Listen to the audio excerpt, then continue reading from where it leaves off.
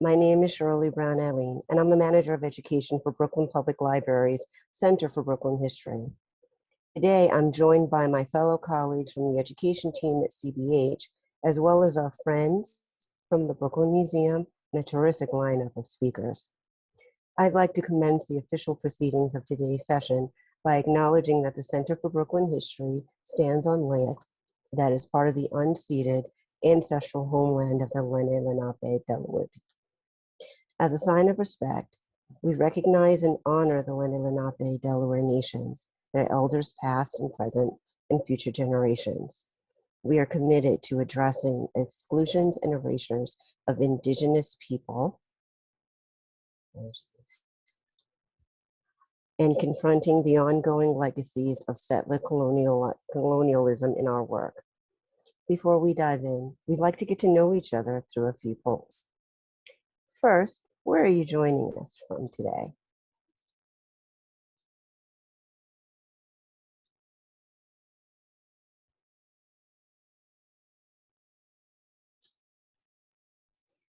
Great. What grade do you mostly teach?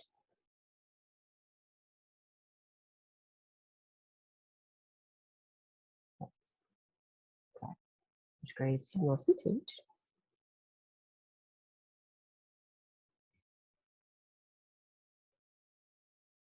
Okay, looks like we have a lot of high school teachers out there today.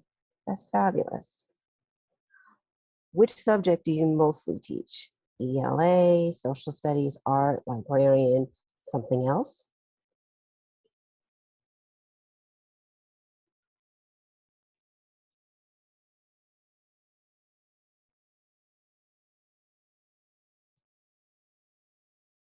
Oh, we have a lot of art teachers today, and we have 24% of you are ELA teachers, something else 28%, and social studies and librarians at 4%. Wonderful. In your current instruction work, are you teaching mostly in person, mostly virtual, a mix of the two? Which one are you doing?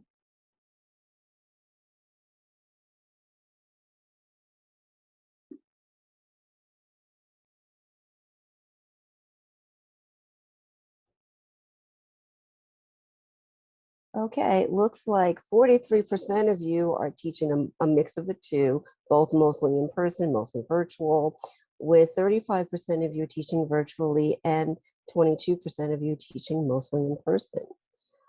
Wow, thank you so much for sharing that with us. I do appreciate that. Thank you all for participating. Okay.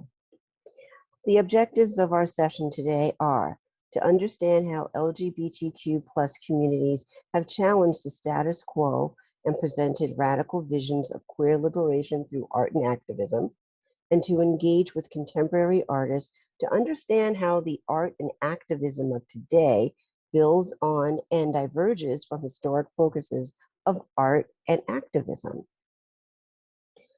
Participants who successfully complete today's session will be able to submit their information for 1.5 CTLE credits upon completing the evaluation survey at the end of today's session.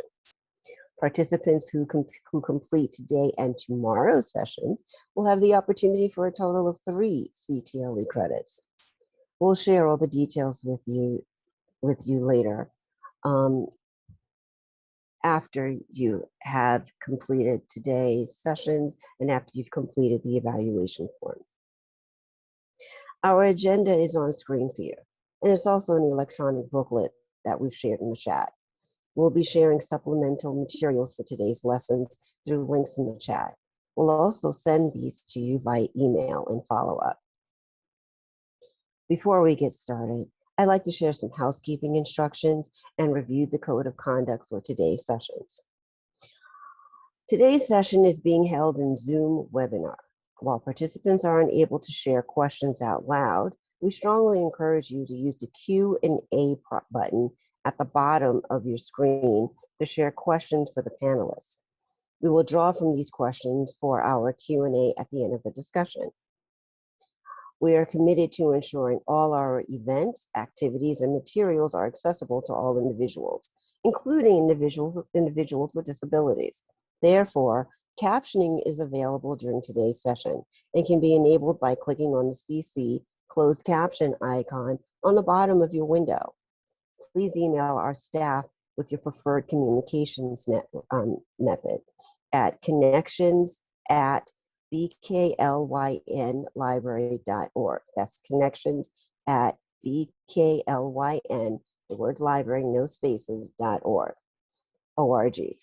If you require other accessibility combinations. We also want you to be aware that this session is being recorded and will be shared after the session concludes. However, the chat will not be saved. Code of Conduct.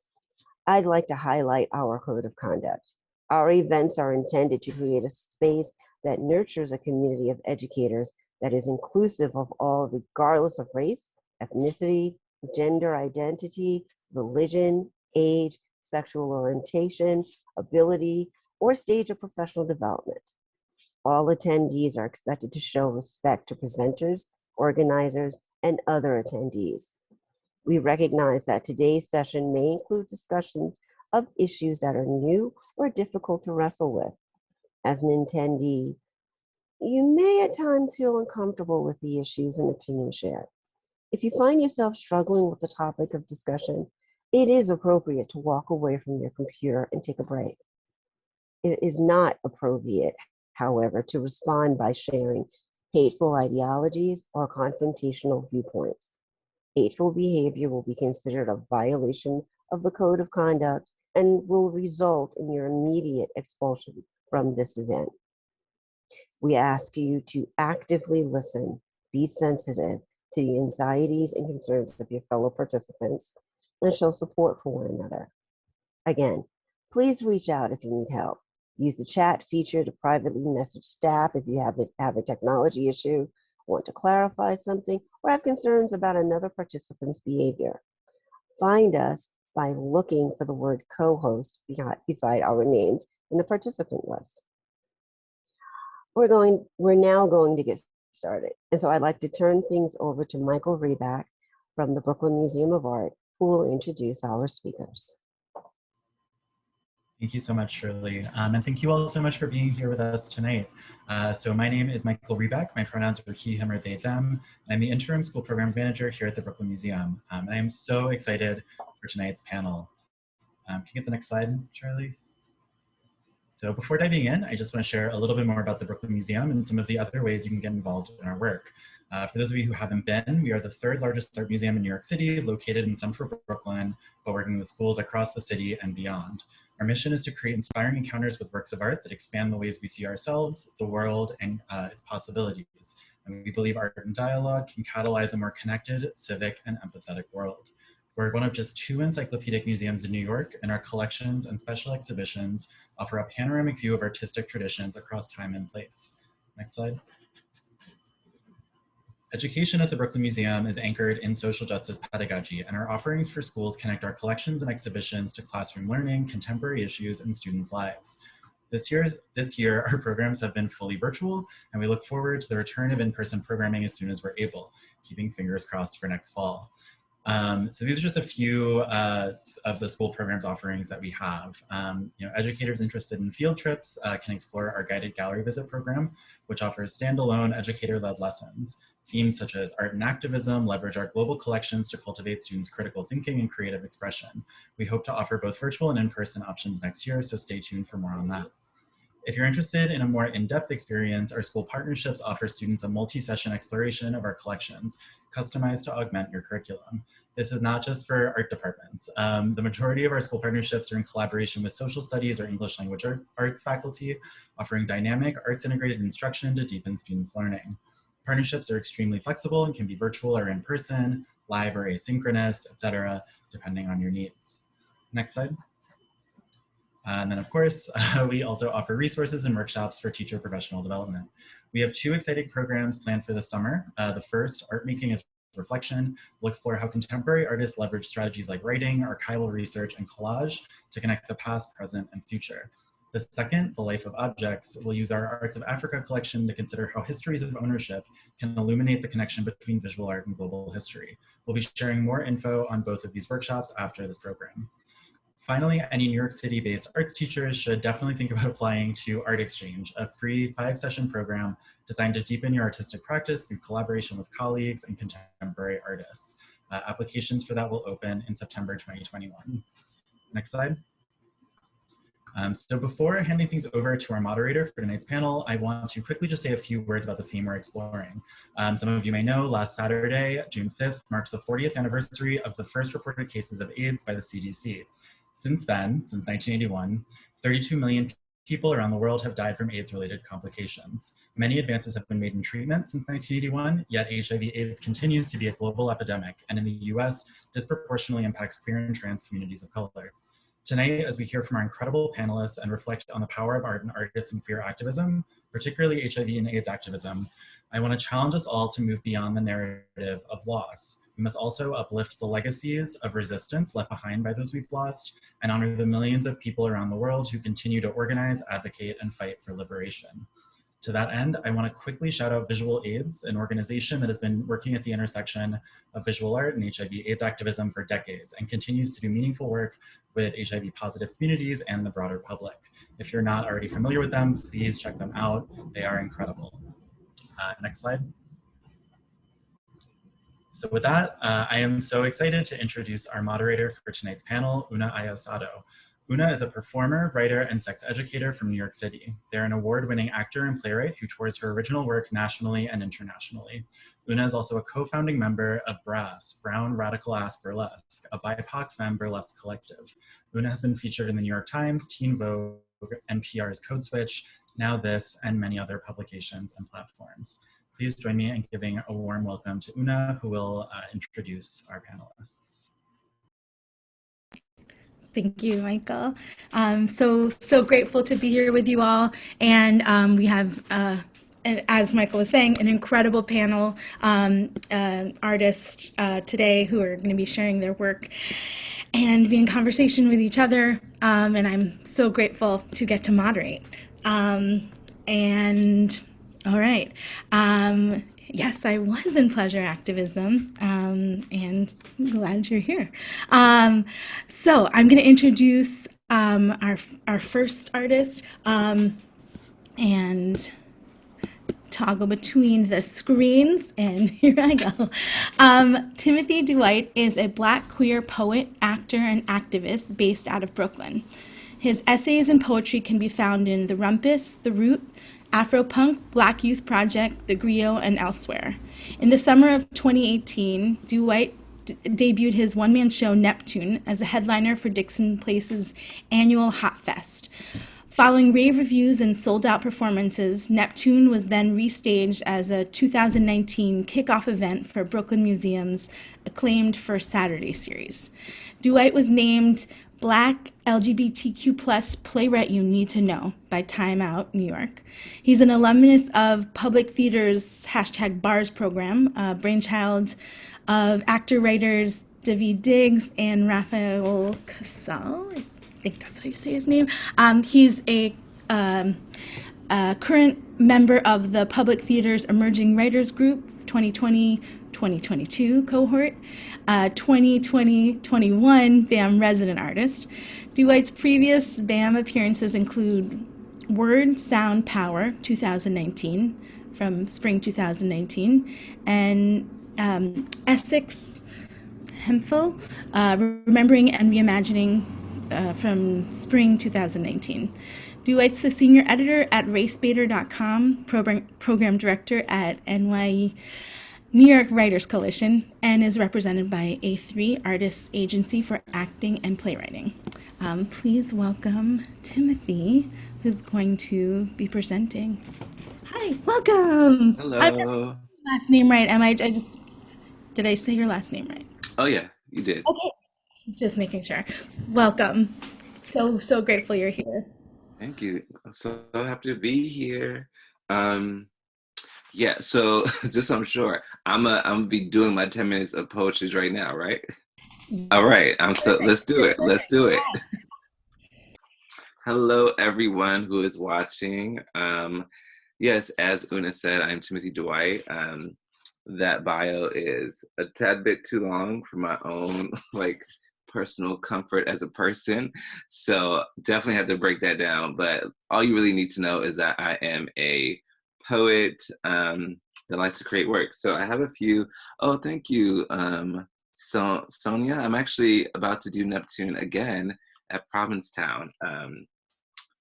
But we'll talk about that later. So I have a few poems for you all, and like the powers that be, please cut me off or like put a message in the chat when I'm getting close to like time. I didn't time this out, but yeah, I'm gonna share some pieces. So I was thinking about what do I want to share with you all, and given that the conversation is gonna be centered pretty heavily on HIV and AIDS, I didn't want to pressure myself to make every poem I share about it because I am a Black HIV positive artist who creates work. So literally everything I write is informed by that. So yeah. So here's my first piece. A Black girl was killed by the police yesterday, and this morning there was a rainstorm.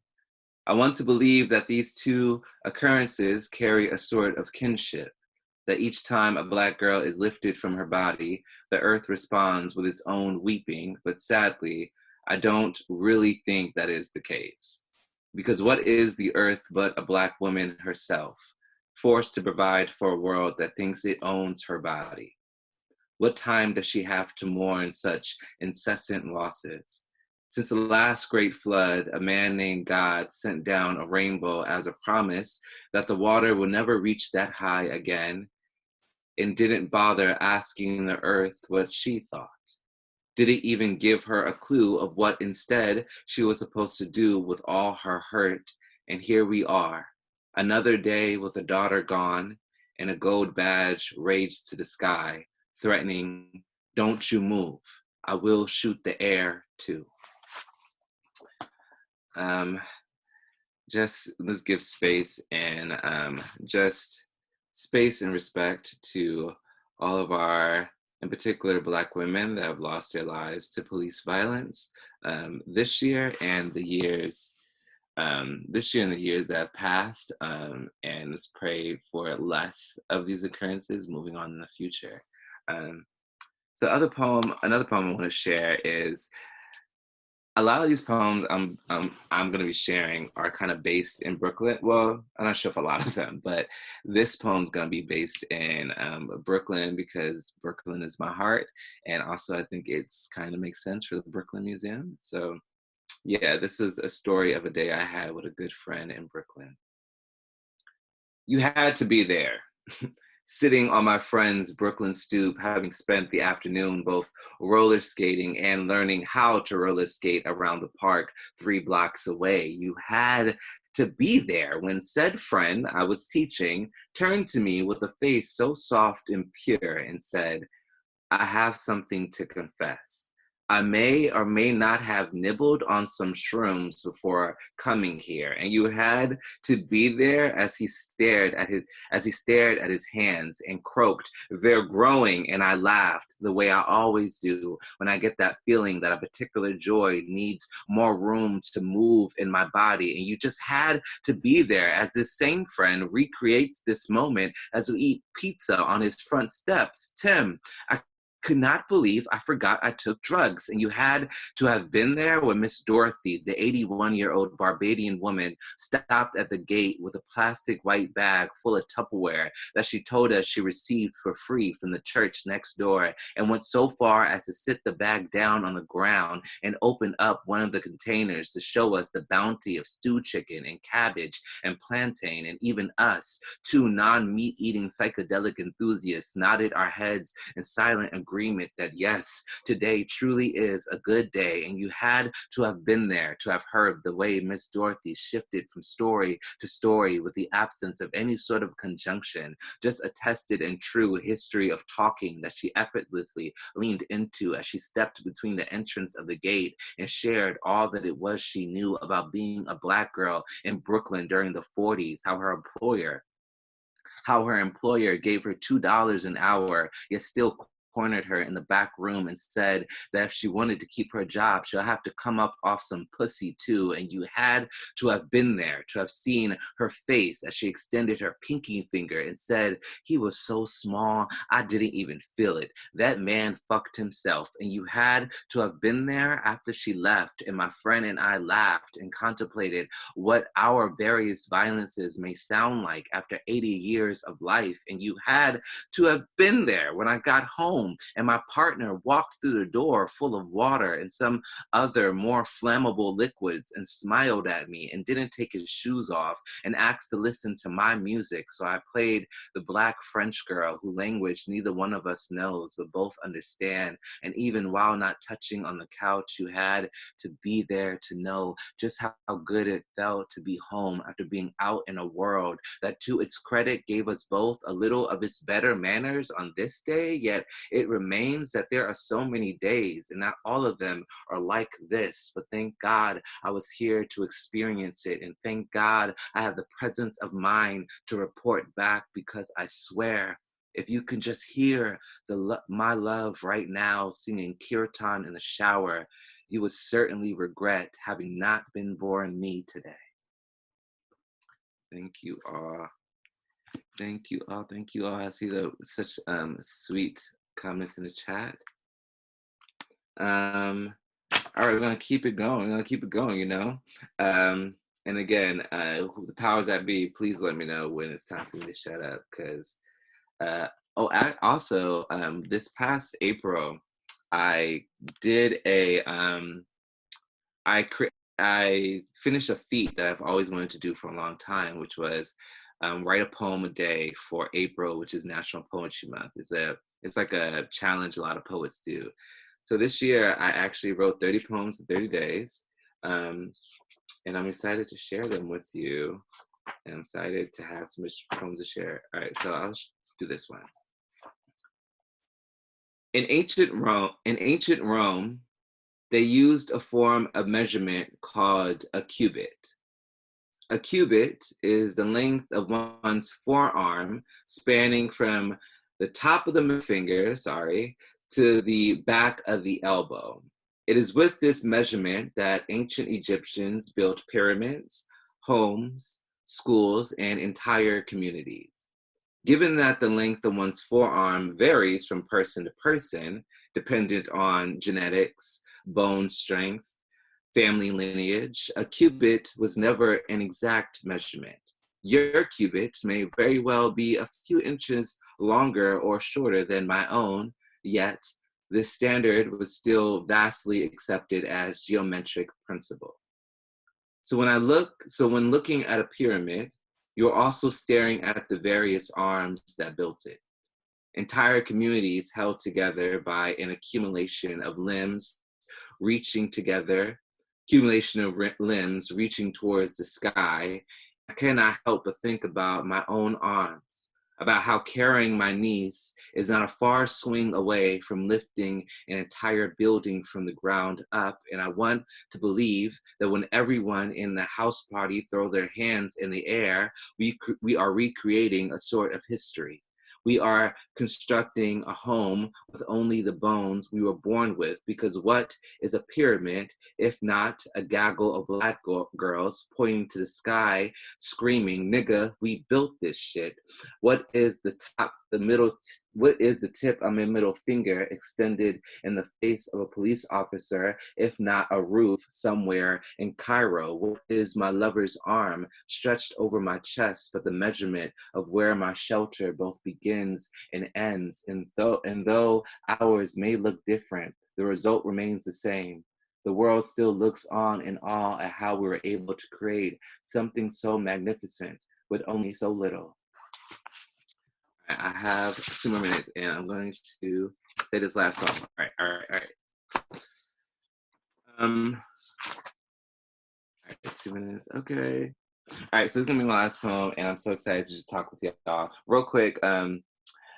So during this challenge of me trying to write 30 poems a day, I was struggling for oh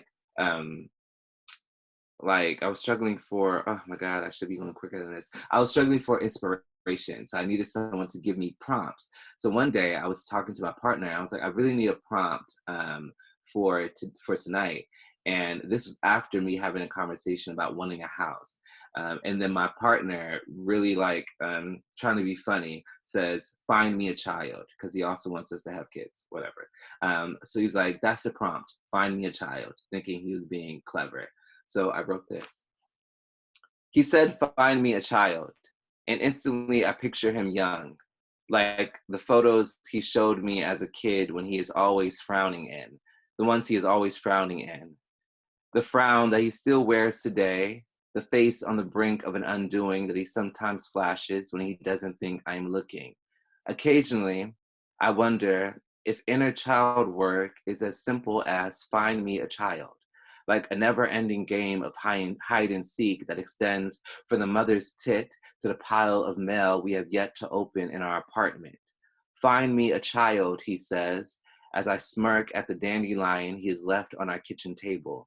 The weed the little boy in him still believes to be a rose, still believes to be a gift. Find me a child, and my heart flutters when he stands in front of me in our bedroom, places his feet on top of mine, and kisses me like the first time. Find me a child, and he tells me he misses his mother, and he reads his book to her picture every night and smiles and as he shares me the details of the phone call he had with my mother earlier. Find me a child, and I see two little black boys on our TV screen, giddy and young and as perfect as we once were, as we could still be. And suddenly I do not want to just find one. Suddenly I am in search of all of them, or release all of the children, caged both by metal and by mental, both by metal and by mental. I demand they are returned from whence they were stolen. Find me a child, and I will ease I will the ease back into my brother's body.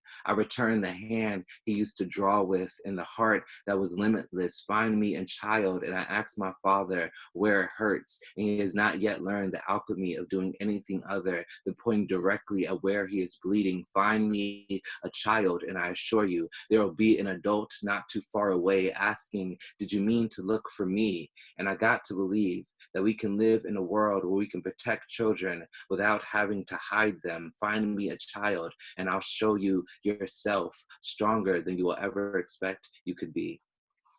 Thank you. Thank you so much. Oh, thank you. I love your poetry. Oh my gosh. Thank you. I wish you could hear, like, I know everyone's at their homes or where they are, just like, uh, so thank you, and we'll bring you back in a second after Lola presents, and then Timothy and Lola are going to be, you've got requests to come to people's schools. We'll get there. Thank you. So next up, we have another incredible artist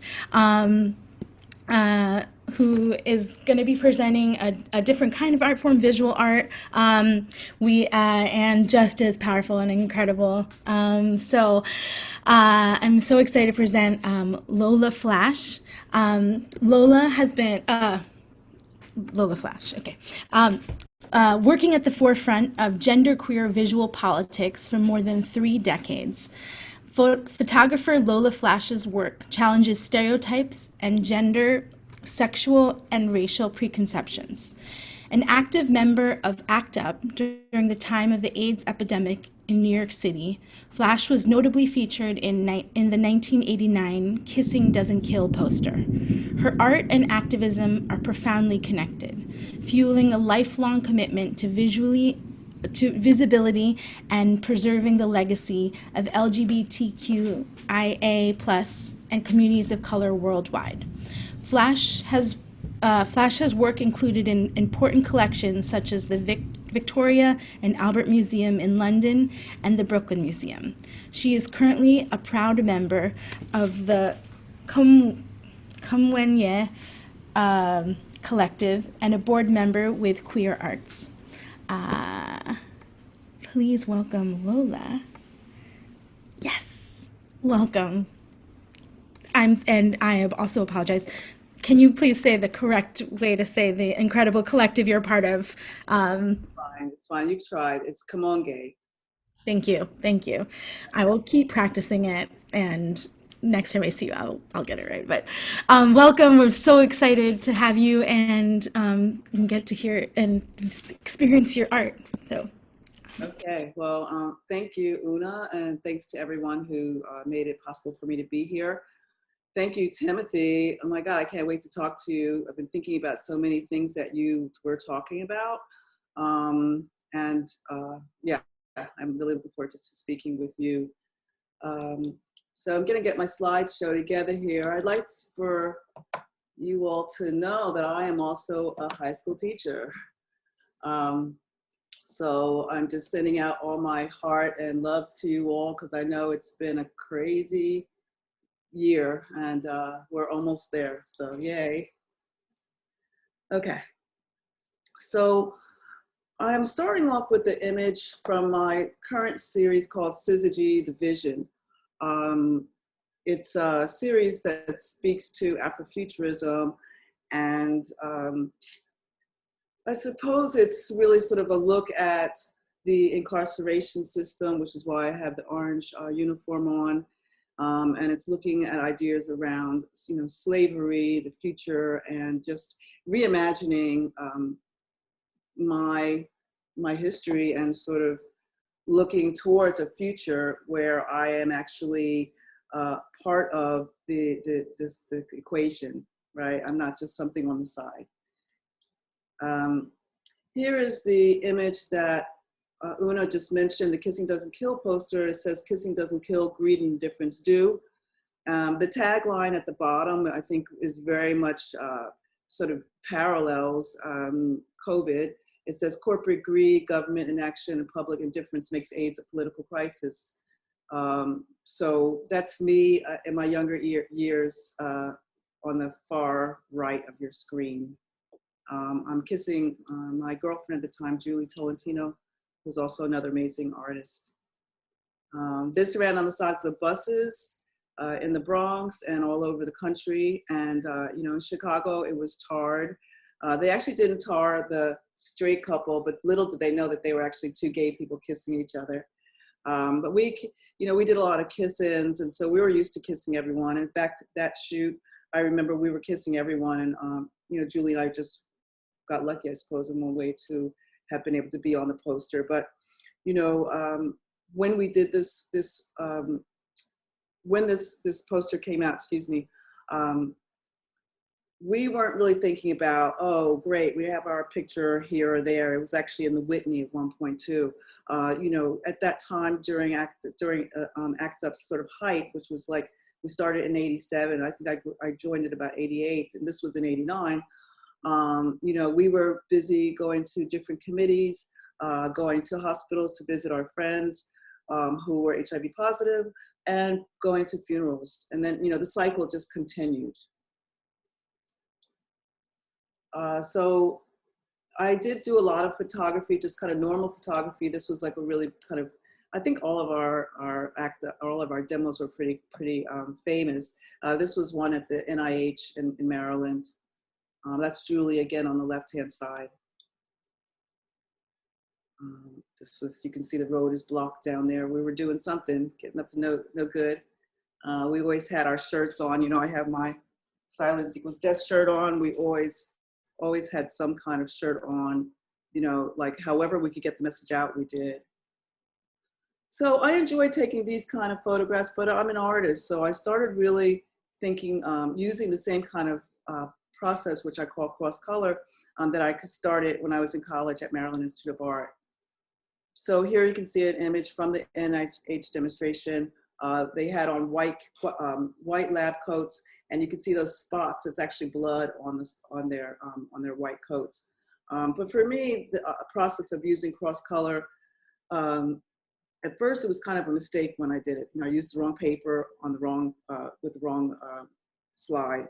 And I got these crazy colors, and my teachers were like, "What are you doing?" And I was like, "I don't know, I like the colors." But because I was in this academic environment, I needed to figure out what the heck I was doing, right? And then I realized, oh, like are making Black people white and white people Black. You know, these, what they used to call, any of you that are sort of closer to my age, you'll remember that there was this Kodak, beautiful, what was it called? There was a beautiful Kodak day. So they had this photograph of this, you know, white family with blonde hair, blue skies and white clouds. And, you know, to me, that didn't look like a sort of, that wasn't reminiscent of any kind of summer holiday I ever had. And so if you look at this, you can see that the sky is like this orange, which, you know, opposite of blue. For you art teachers, you obviously know that the opposite of blue is like orange, and obviously the white clouds become black. So I think that for me, it seemed to work really well with the crisis, kind of hinting to this kind of hell that we were in.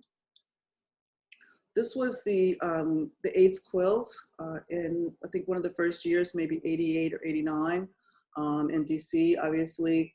And anyone who doesn't know what the AIDS quilt is, for people who had died from HIV, friends and family would get together and make a panel, and maybe sometimes put different things about them on the panel, and then they sewed them together. After, I don't even know, but I would imagine after the first year or two, the exponential rate of people that had died made this quilt so large that it couldn't be displayed all at once. And of course I saw Flash, and it just made me stop in my tracks, you know, just thinking about the fact that that could be me. So yeah, so I did a lot of staging of photographs using a lot of the different merch that we had from ACT UP, putting on the sides of you know, the post office. I put all this silent sequence death stickers on there. The young man on the right-hand side is Ray Navarro, who was a really big ACT UP member who passed away from AIDS. And this young man on the left-hand side, his last name is Bethune, David Bethune, also another person that passed away from HIV.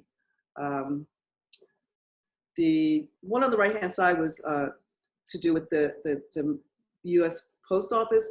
You know, I was hoping that they would have stamps to do with AIDS, and now they do, right? So some things have changed.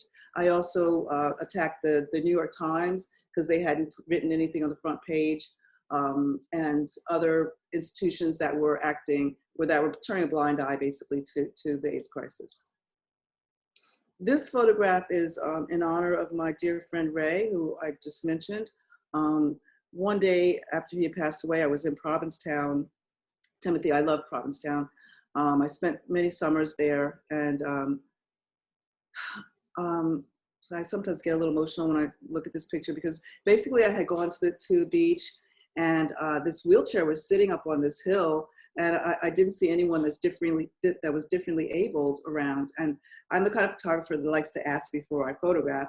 And I looked around, I didn't see anyone, and I thought to myself, I bet you it's Ray. I bet you Ray wanted to come to the beach with me, and there he is, you know, because during that time in the early days, most people, we call them PWAs, people with AIDS, were not able to stand after a while because they had either dementia or their immune system had just been shot.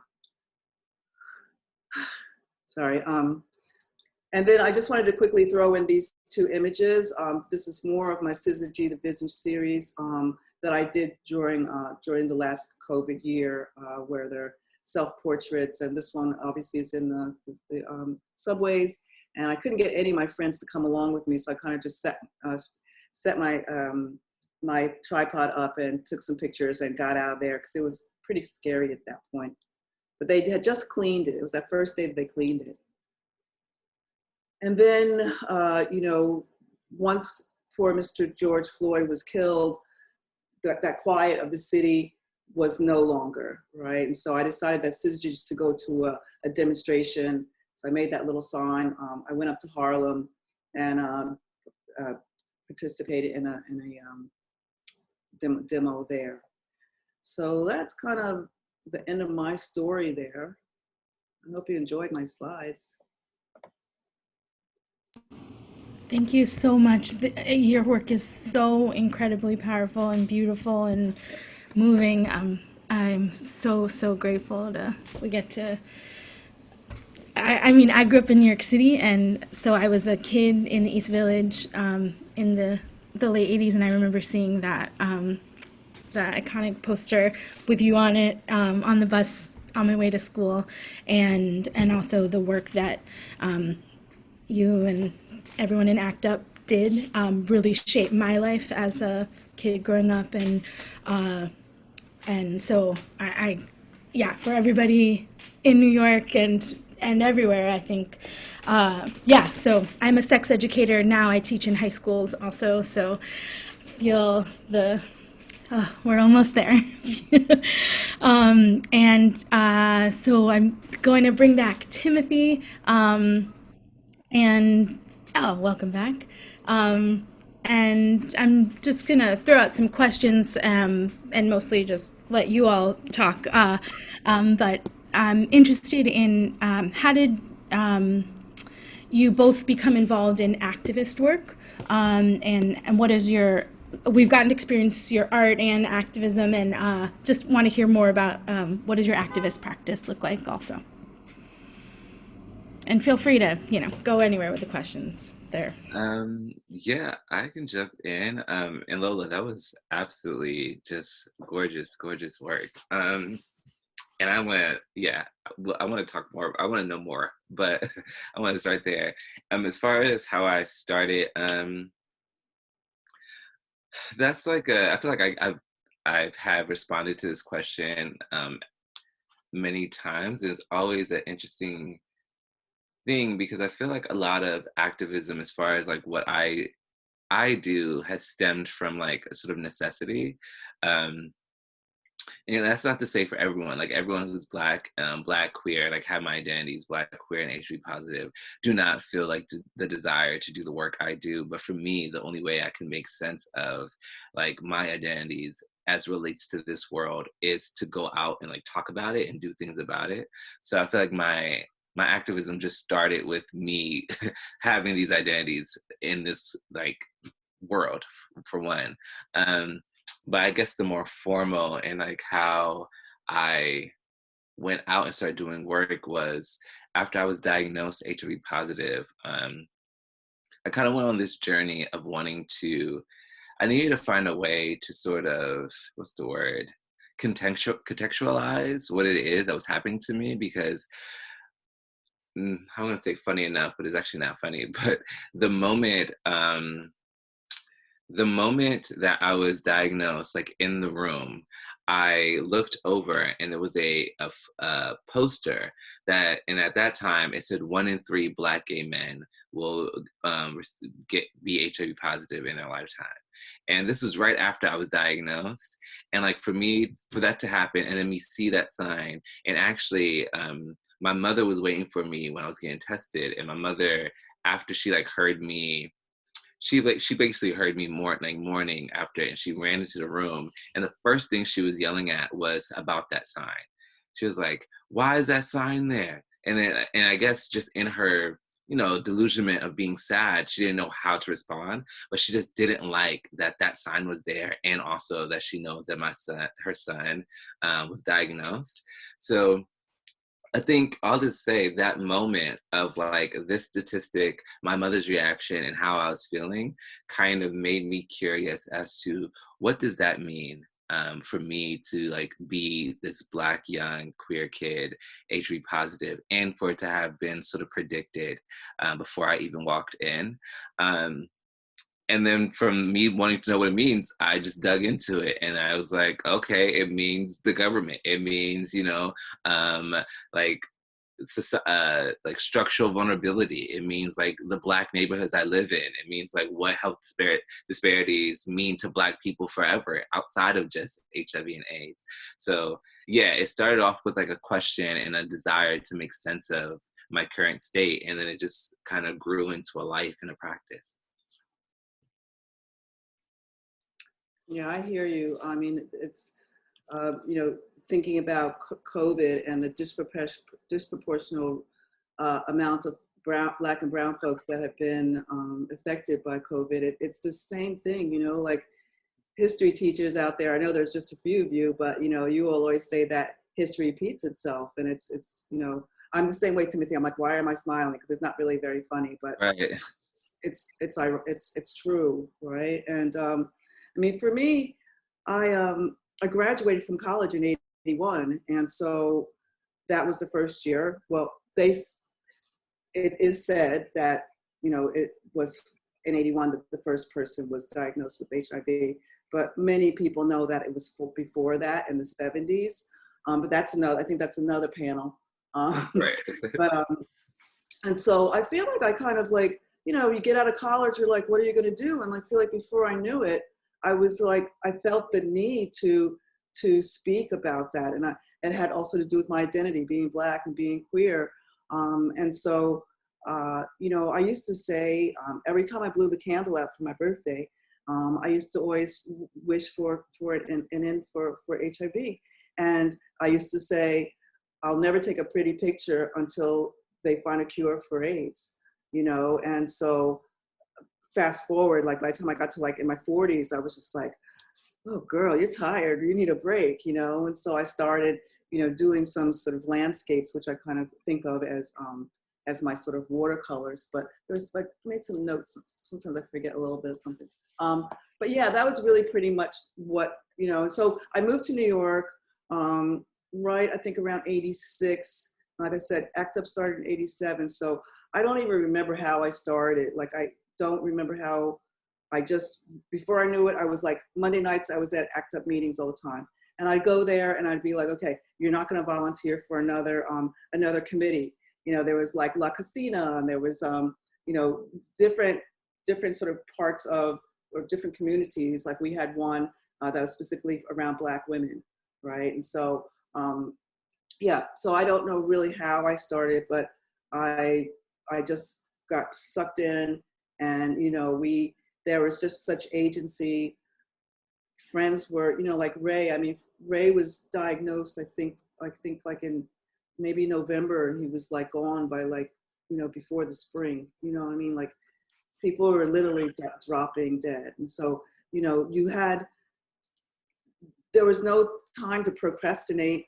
There was like no time to like check your messages. That's when you had like, you know, you had like the answer machine. There was like no time to do that. Like you would just sort of like, I would sometimes change from my school clothes and then go into, put my, like, I used to wear like sort of like army uniforms, because, you know, we often considered ourselves sort of like this army of lovers, you know, and it was just this constant, you know, so I don't know. I know why I did it, but I don't know how or when. And what do you both see the role as artists and art in the activism, either contemporary, historically, around HIV, AIDS? Well, I think the story of, the role of just art in general, there's a quote that I kind of always return to, but I made like kind of like my own rendition of it. I always mess up the author's name. Toni Cade Bambara, I believe is her name. And she said this quote, the role of the artist is to make the revolution irresistible. And I like to like put my own spin on like the role of an artist is to make like the revolution, but also what they're talking about urgent. Like that is what we do. So like, because in reality, like we know, like all this has been happening for however many years, right? Like we're gonna go into like white supremacy and like all these like horrible things. It's been for years. And what the artist's role is to be the intervention between like, you know, this sort of monotonous violence that's happening that almost becomes regular, to like the artist like interrupts that and like, wait, this is urgent. Like, I know you're so used to this. I know this is like becomes a second layer of like skin for you, but actually it's not supposed to. And that is like making something that has been mundane urgent for people is not easy, but that's like the skill of the artist and then what we're supposed to do. So that's what I always see my role to be. Like, even if I'm because we also know there's nothing new under the sun, right? Like things, we recycle these same conversations, so that the role is not to say something, like to say something new, right? Or like to come up with a new thing, but it's like to come up with new ways to say this thing, you know, new ways to bring it to light, bringing in like the cultural like relevance of the moment, and like maybe it's pop culture, maybe it's what's happening in your particular time, to make it relevant and make it urgent rather. So that's what I think my role always is. Yeah, I would really agree with you 100%. And I would add that, you know, for me as a visual artist, and, you know, special ed teacher too. So, you know, I know that there's all different ways that people learn, that people digest things. And so also when I was younger, I wasn't really very talkative. You know, I was very, very visual. So it was the way that I spoke. I mean, now that I'm older, you know, and a teacher, obviously I've got really good communication skills, but I think in the very beginning, I really enjoyed just like seeing something and making a photograph of it, and teaching through my work. You know, I used to think that, you know, the work that I did, especially around HIV/AIDS, like I didn't want to, in the beginning, I didn't want to show in galleries and museums because I didn't feel like my audience were there. But I'll be happy to tell you that my work was just collected by the Museum of Modern Art. So I'm happy about that.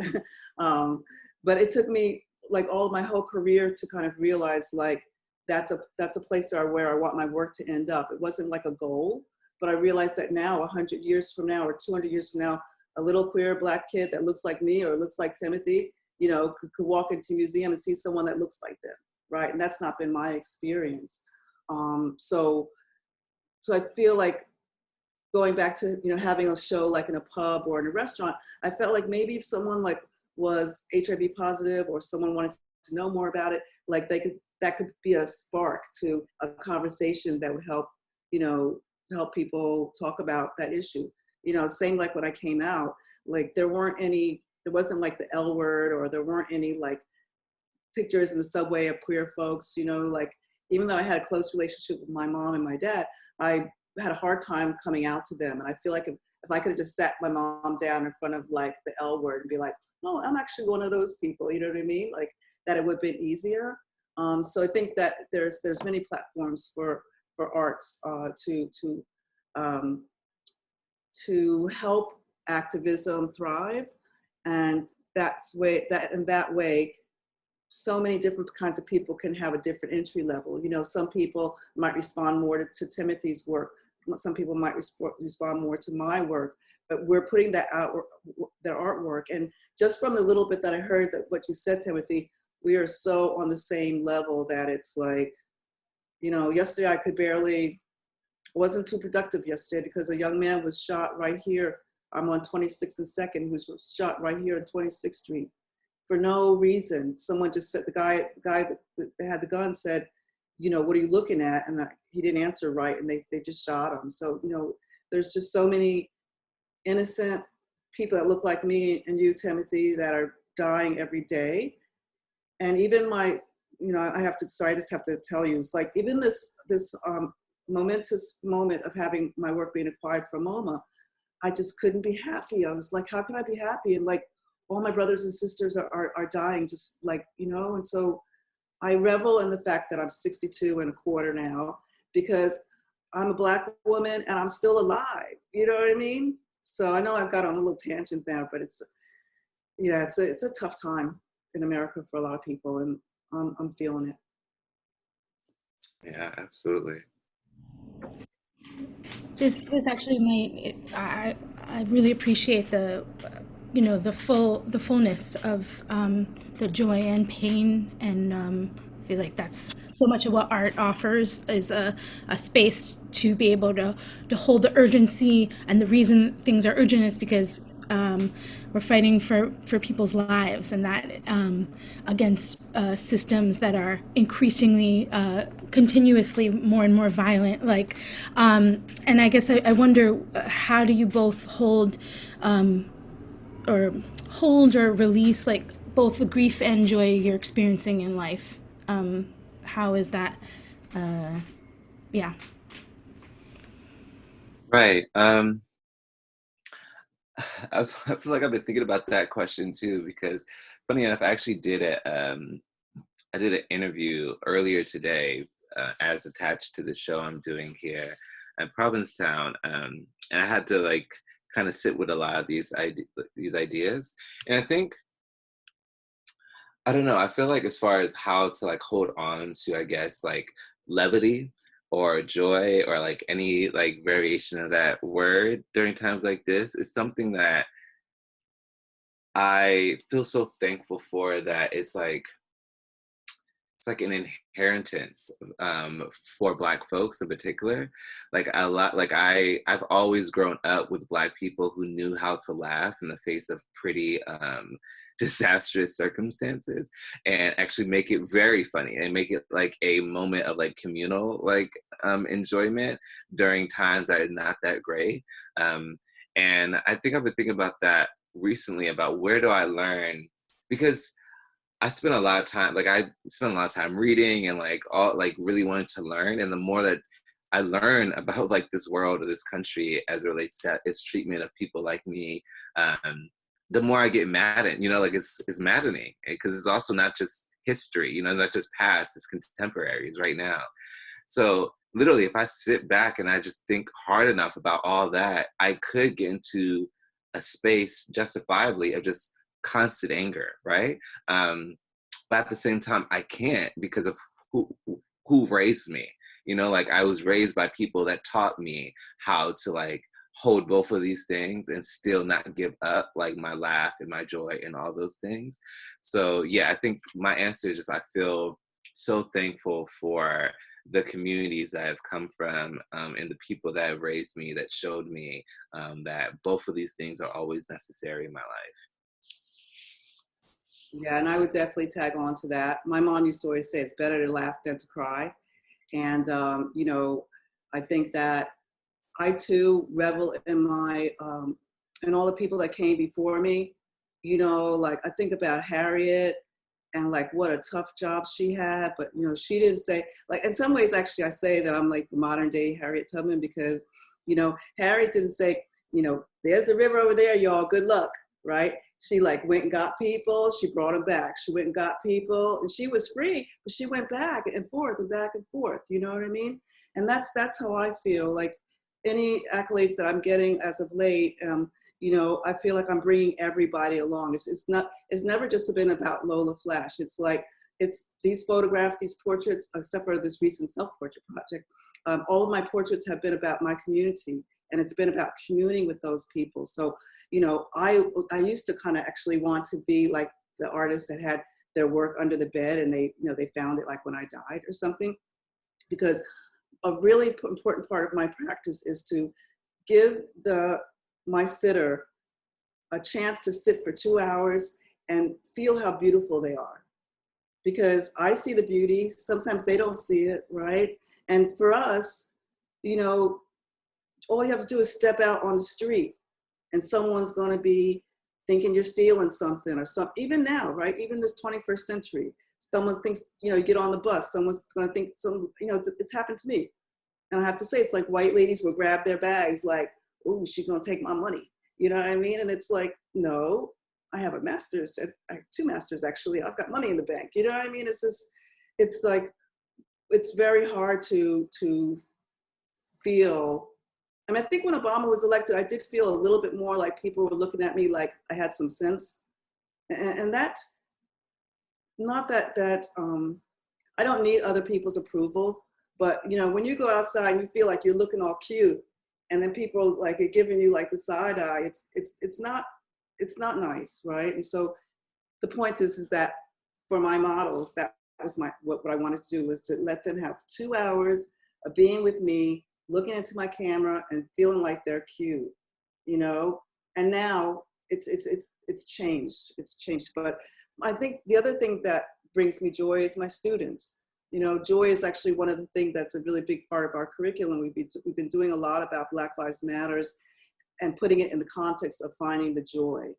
And so some of the work they've been doing, I don't know about the rest of you all teachers, but my students seem much more cordial they're like, "Good morning, Miss Flash," and they write emails like, "Good afternoon, I hope you are well." And they never talk like that, but I think because they're on their own and they don't have the pressure of their the rest of their friends, they remember their home training, and they act like, as my mom would say, they act like they have some sense, So the think, dealing with the kids, I don't have kids myself, but dealing with them and seeing their openness. Actually I took off my shirt and tie to put on my ACT UP shirt, but I usually have a shirt and tie on, or a bow tie, and they're like, Miss Flash, and they love me, and that they're so much more open than kids were when I was in school. So that brings me joy to see, because I think sometimes it seems as though there is not change, because when you look at so much that's going on in the papers, it feels like things aren't changing. But if you're on, like, with the ground level, I do see some change, and I am hopeful for the future. It makes me joyful. Mm. Totally. Yeah. I have days where I'm like, everything is horrible. I'm just like crying, and then I like have to show up for my students and be like, all right, everyone. And like, I'm in tears from the world, and they're the ones who actually like are like, I've found, like, in this pandemic, I've had COVID since early last March, so I've been sick for over 15 months, and it's really been my students who've been the most like, how are you doing? Like, we're thinking about you, and like this like deep empathy of like how the world treats us, and we're gonna treat you with care, because we know like it actually changes the quality of a day to like just have a little bit of connection with another human, even though I'm the one who has like more power in that. Thanks. Yeah, I just jump in real quick, because that just gave me chills. And also, so one of the things about working from home is like I can, I had some work for the MoMA, when I showed them my work, I had it all piled up here in my hallway. And so I just thought, oh, this is like a little teaching moment, to show them like the life of an artist. So I just kind of pulled my computer around. I was like, hey, you guys, I'm going to this studio visit, for MoMA. This gallery let me take my work there, because my apartment's too small for people to come over right now. And so then I was like, I said, don't worry, I'll do our school proud. And so, one of the girls said, "You got this, miss." And everybody in the chat was like, doing thumbs ups and everything. And I was like, "Oh, thank you." And I almost started crying. Like actually, when I pushed the end of the meeting, I actually did shed a few tears, because they were just being so thoughtful and so sweet. It was just like, oh, I do love them, Yeah. Totally. Okay, we're gonna do one more question from from this, and then we're gonna take questions from everybody else. But I guess thanks, your kind words in the chat. What advice? Because the theme of the panel, we're talking about supporting queer and trans youth, and as educators and humans, and what advice would you both have for teachers to support queer and trans youth finding their identity and voices? Any?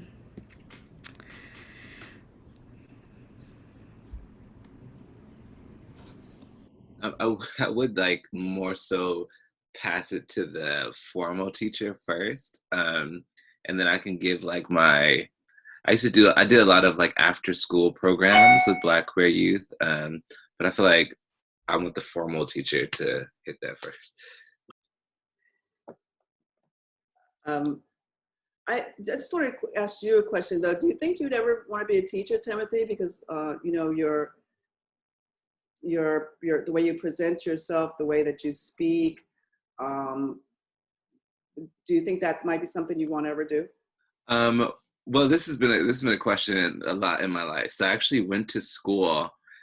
This is a lot, but I went to school to be a phys ed teacher, which is a whole nother life. And then eventually I changed to English major. But I was taking education courses, and I kind of ran away from the education world after taking that course, especially after reading what's the name of it? Oh man, I forget the name now, but it was a book basically outlining schools in the Bronx and like what was going on, of Shame of a Nation. And that book truly was like, oh, I'm not doing that. But I have a lot of experience working with youth in like a partner to school programs. And also I did some alternative to incarceration programs as well. So yeah. Yeah, I mean, we need people like you in education. And I was my whole family is teachers, all the way back to like my grandfather, all teachers. So I took a long time to come to teaching, but I find that it really it takes a lot of the pressure off of having to make money with my art, and I can just really do whatever I want to do.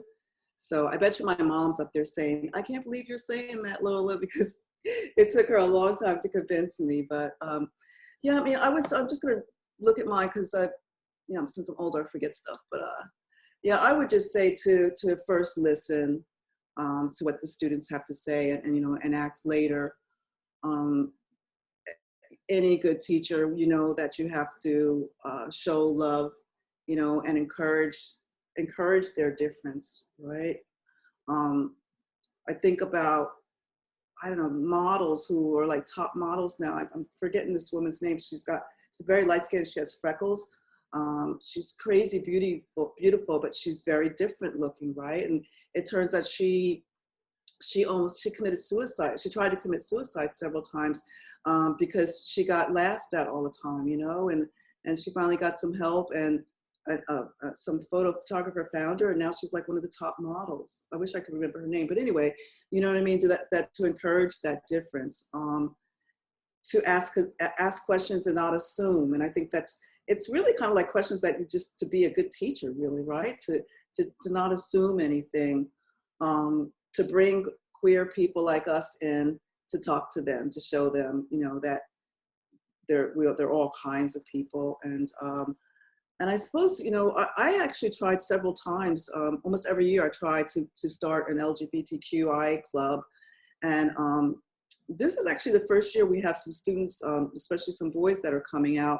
Generally it's the girls, but this year, I don't know what's changed. I don't know if it's COVID or what, but more of the boys are starting to come out, or even, organize like a gay-straight alliance. But I suppose really at the end of the day, it's just to listen, just to be that ear.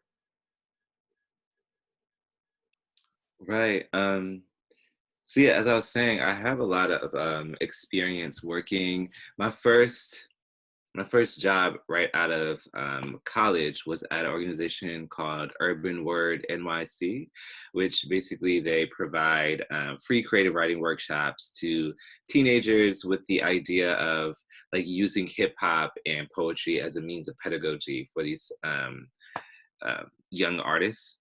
Practically, like they're all young artists. I came through the program, and then I became the program associate for it.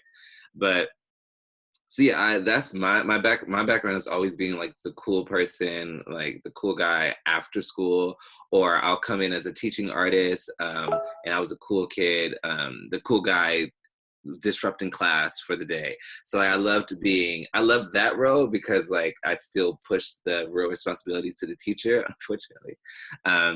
But what I've learned in those roles, and I also I've instructed workshops at Rikers Men's Center in many different spaces. And what I've learned the most is you can't be, and I think this is a quote, I feel like I've heard this quote, so I don't want to say it's me, but this is what I say a lot. You can't teach who you're afraid of. Like it doesn't work. It's like, so in Rikers, I had to really learn that. Like I can't go in there with some afraid of them if I really want to like have a real experience.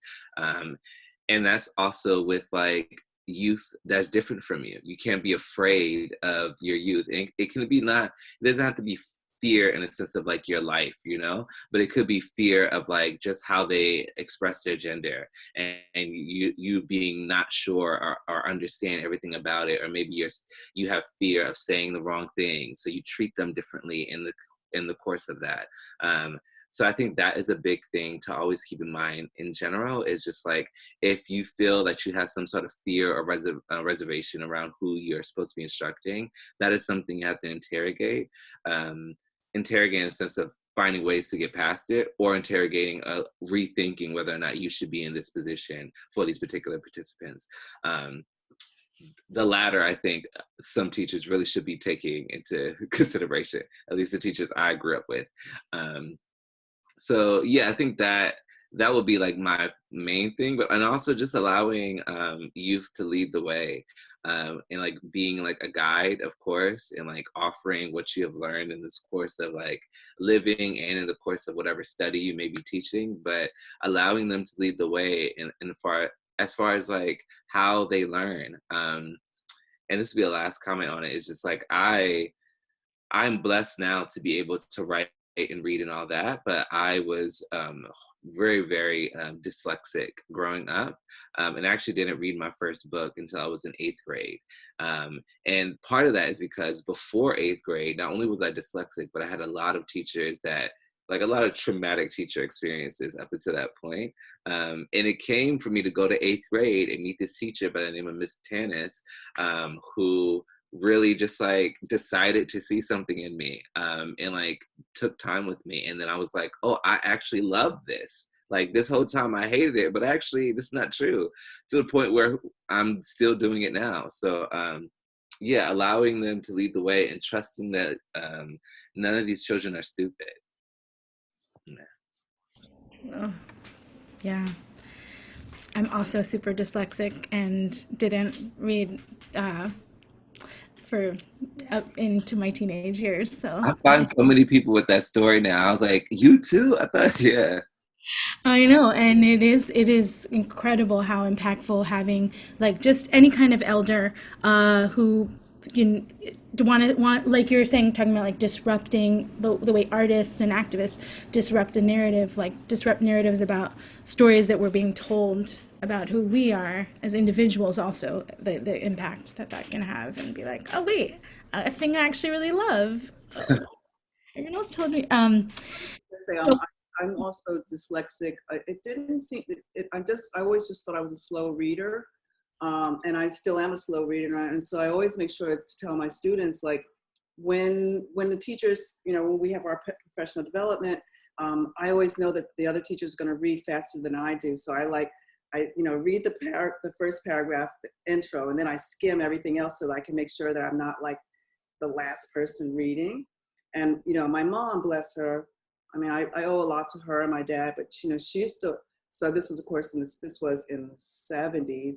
My mom would say I was ass backwards, and so that's what people said back in those days. I actually used the mouse backwards. It's like somehow I used it the wrong way around. You know what I mean? But it feels right to me. So, luckily education has come a lot, like sort of full circle on that one. And people are being sometimes I think almost overdiagnosed, but people are aware that there are different kinds of learning styles and different kinds of teaching styles in order to reach all of the kids. So, and what's the teacher's name that helped you? Miss Tanis. I always talk about her. Thanks to Miss Tanis. I think all of us teachers hope to be that teacher, that kid, who'd never got the love before. I think that all of us hope to be at least 1 or 10 kids, teacher that helped them jump over that fence. Right. Really. I think like also as artists, there's a way that seeing things differently, and not how normative society is like, you should read this way, even offers opportunity to be able to see beyond what is being told. And queerness probably plays into it all. Also, I'm going to read a question from the chat from Sonia. And Sonia's wondering if you both could comment on how you feel about the commodification of LGBTQ identities via corporate equity efforts and corporatization, etc. What does this change how does this change the activism and the historical trajectory of queerness? don't they detract from revolutionary potential, even while helping with visibility? Very full question. Love to hear what you all think. Yeah, I actually like read that quick, and I feel like I had initial thoughts earlier, but I can just come up with it again. Well, I feel like you answered the latter half of your question of it, like compromising actual revolution. Yeah, it definitely can compromise how we approach like advocacy work, because that's what it is. It's like advocating for ourselves. So like if you start to see that there's a certain formula to advocacy that gets you on BET, you know, or gets you on TV, you might start shifting and going that avenue opposed to the more radical way. For instance, I can't tell you how many protests, I actually stopped going, but how many protests I went to that were ushered into the street by the police, right? Like literally the police was leading us as we were doing our protest. And then the moments where I'll say like, oh, let's go this way. Like, no, the route is this way. And it's like, but you do know who we're protesting against. It's telling us it's okay to do this. So it's kind of like a parade, you know? Like I wonder if we are thinking about this, but that's what happens when, you know, it becomes commodified in this way. And June in general is, and especially in New York, is extremely like, it's intense. Like it's like allyship on 100, like kind of violent allyship. Like I get a rainbow everywhere. Like, and in some senses, like, okay, it's cool, you know, like, yeah, I'm not like a teenager scared to be gay, you know, I guess. But at the same time, it's like, would this have helped me when I was a teenager? I wonder, like, was this the thing I needed, or did I need like, you know, did I just need like folks in my neighborhood that weren't afraid, you know, to be gay because of what the world has already told us for so long?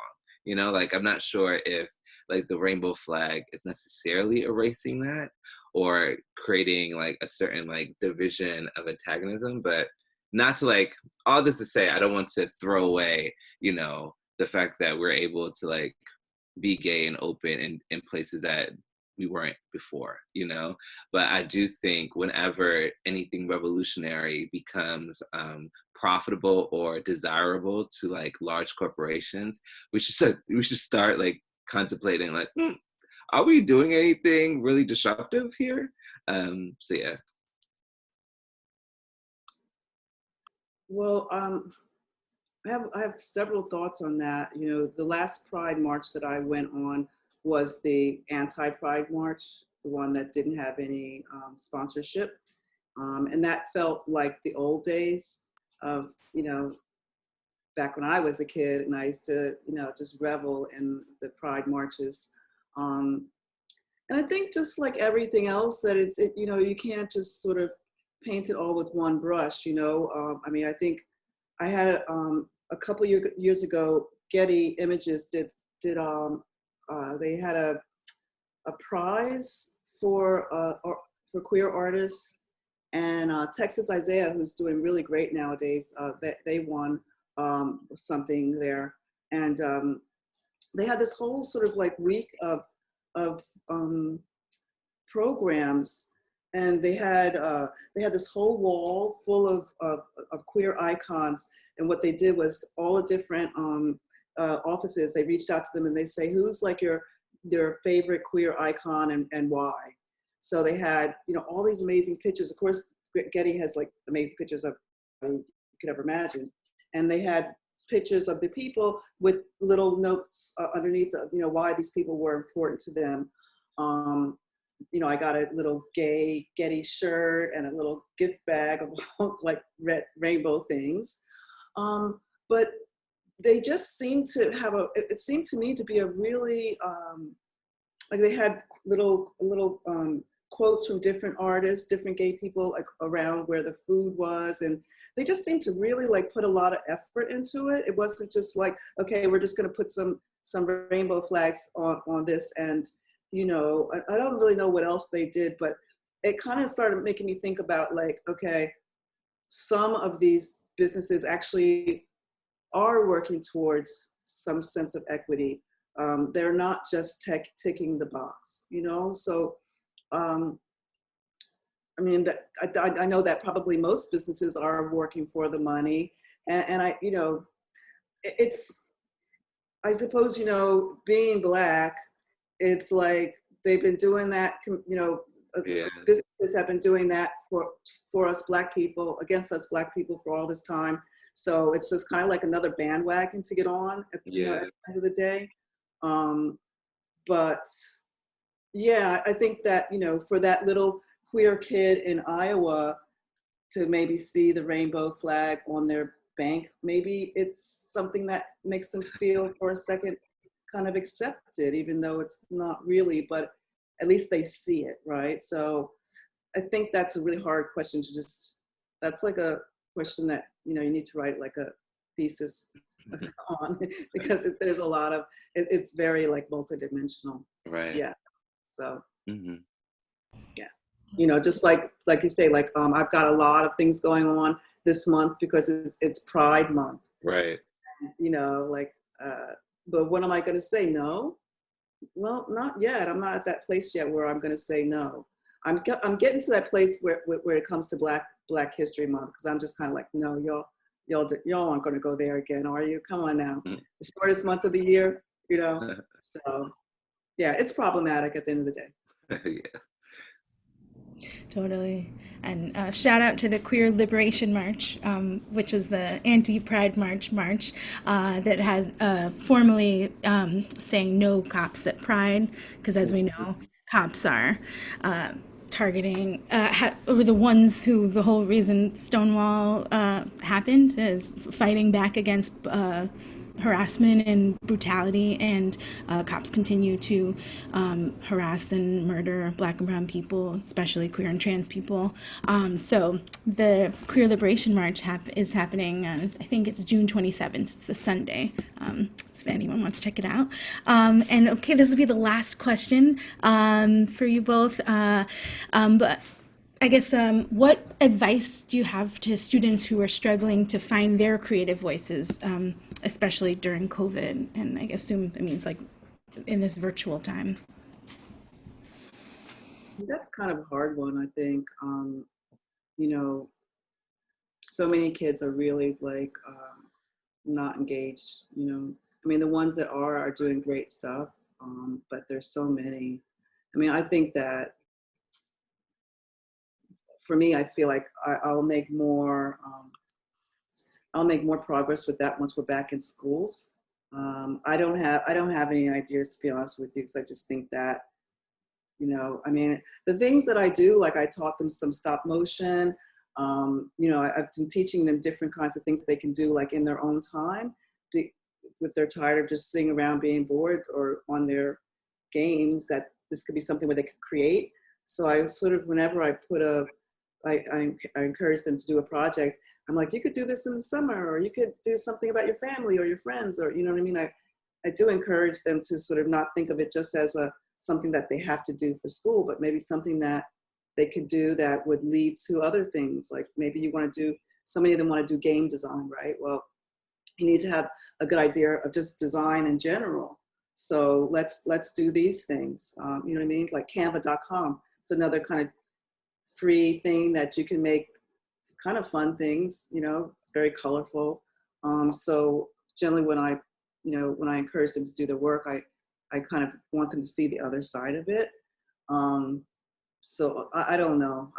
It may be because I'm just kind of like tired teacher syndrome, and I don't have enough energy for old Miss Flash, let alone for them right now. But you know, kids are resilient at the end of the day, you know, and I think there will be some sort of gaps and things for those, especially those who haven't been engaging, but they're resilient, you know, they'll bounce back. I don't think we have to worry about them. But maybe Timothy, do you have some ideas? Well, yeah, mine's pretty short. It's just remind them that there's not a rush, you know? Like, I feel like this generation has it maybe the worst as far as it relates to like the time, like the things about age and stuff, because they're seeing like these Instagram kids and TikTok kids are like making $1 million, and they think that like the height of their artistic career is at 17, you know? And it's like, it's not it. Like, it's actually not, even for 17-year-olds that are really, really great and doing big things, that's not the height of their artistic like voice. I'm pretty sure of that. So yeah, just reminding them that there's no reason to, this is really never, I think there's not an age where you should really be like saying, oh my God, I need to create this or else, you know, like you create it when you create it. And there's so many like examples of this. Like Toni Morrison didn't write her first novel till she was 40, you know, and she could have waited till 50 and it still would have been great, you know, like, so I think allow yourself like space to know that you want to create something that is worthwhile and you know, like fully fleshed out and fully you in that moment. And you don't have to rush any of that. Thank you both so much for sharing your art and your hearts and your thoughts with us. I'm so moved. I just kept taking notes this whole time. And just thank you all so much. Yes, thank you, Una and Lola, and thank you to everyone who came out. Yes, thank you, Una. And Timothy, I can't wait to meet you IRL, as they say. And yes. I really enjoyed a lot of the sweet comments everyone put in the chat. It's been a real pleasure.